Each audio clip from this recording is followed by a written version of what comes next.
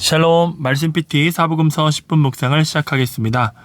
오늘은 마가복음 2장 18절부터 22절의 본문을 가지고 묵상의 내용을 나누도록 하겠습니다. 사람들이 질문합니다. 세례 요한의 제자들과 바리새인들이 금식하는 것을 보면서 사람들은 예수님께 질문했습니다.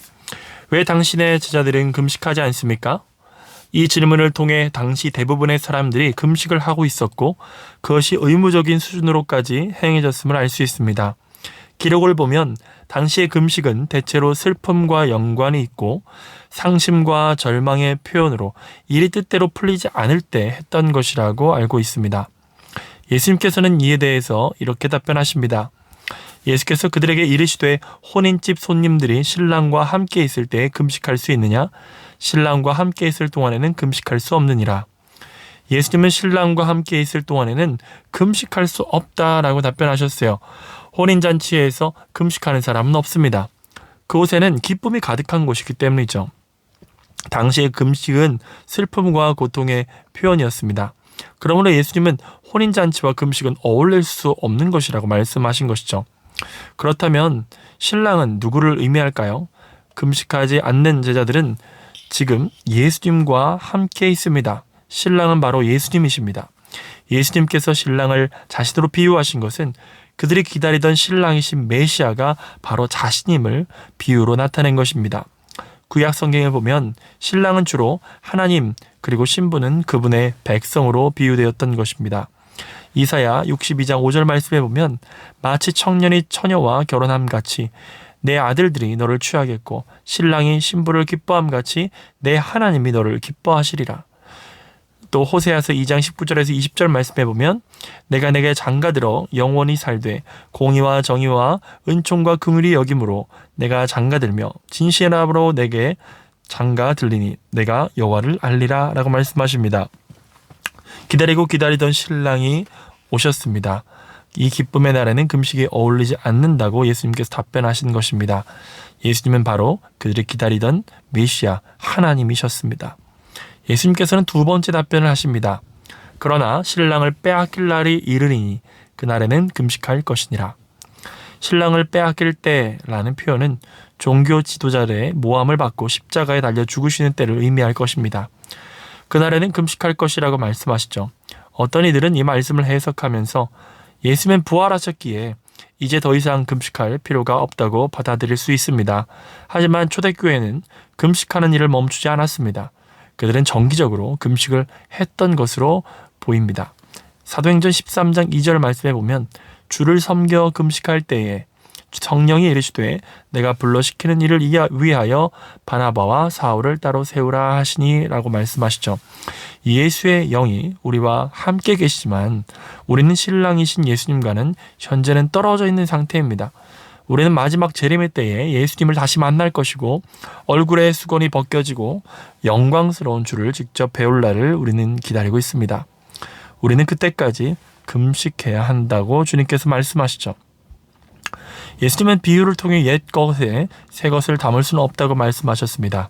그러면서 새 포도주는 새 부대에 담아야 한다고 말씀하셨죠. 예수님께서 말씀하신 옛 것은 무엇이고 새 것은 무엇일까요? 옛 것은 무엇인가? 먼저 금식이 옛 것일 수 없는 이유는 예수님께서 금식할 것이라고 말씀하셨기 때문이고 초대교회 성도들도 정기적으로 금식했기 때문입니다. 그러므로 옛 것은 당시 바리새인과 요한의 제자들이 했던 금식이라고 할 수 있습니다. 슬픔과 율법적 의무감으로 했던 금식을 의미하는 것이죠. 옛 것은 유대교회에서 지켜왔던 옛 전통들을 포함하는 것이라고 볼 수 있습니다. 그렇다면 새 것은 무엇일까요? 메시아 예수님이 이 땅에 오셨습니다. 바로 새 부대가 열린 것입니다. 슬픔과 의무감에서 행해졌던 금식은 더 이상 행해질 필요가 없습니다. 그러나 새 부대에 걸맞는 새로운 금식이 우리에게 요구됩니다.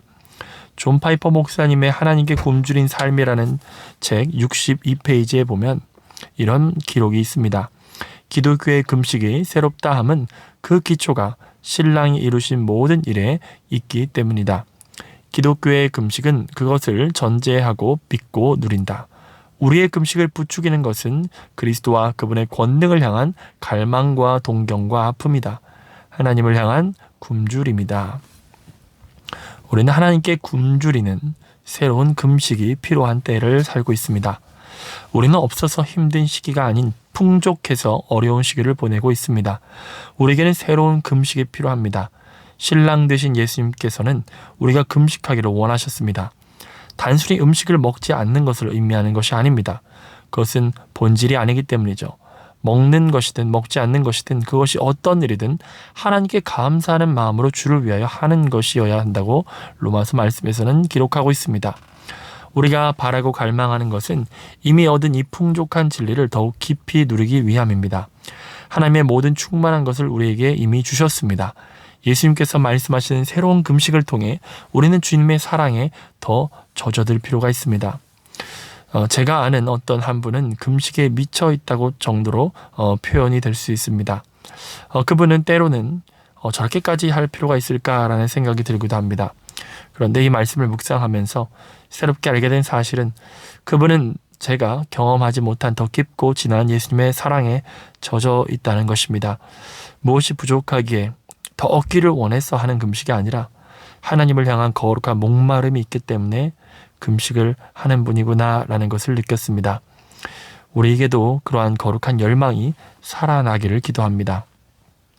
말씀을 붙들고 함께 기도하겠습니다. 주여, 새 부대, 새 시대를 예수님을 통해 열어주시니 감사합니다. 슬픔이 변하여 기쁨이 되게 하신 주님, 다시 오실 신랑 되신 주님을 기다리며 더 정결하고 더 거룩하게 주 앞에 서기를 원합니다. 말씀 PT에 참여하는 모든 이들이 하나님께 대한 목마름과 굶주림으로 주를 갈망하는 자들이 되게 하여 주시옵소서. 예수님의 이름으로 기도합니다. 아멘. 오늘도 주님의 뜻 가운데서 사는 여러분 되시기를 축복합니다. 샬롬.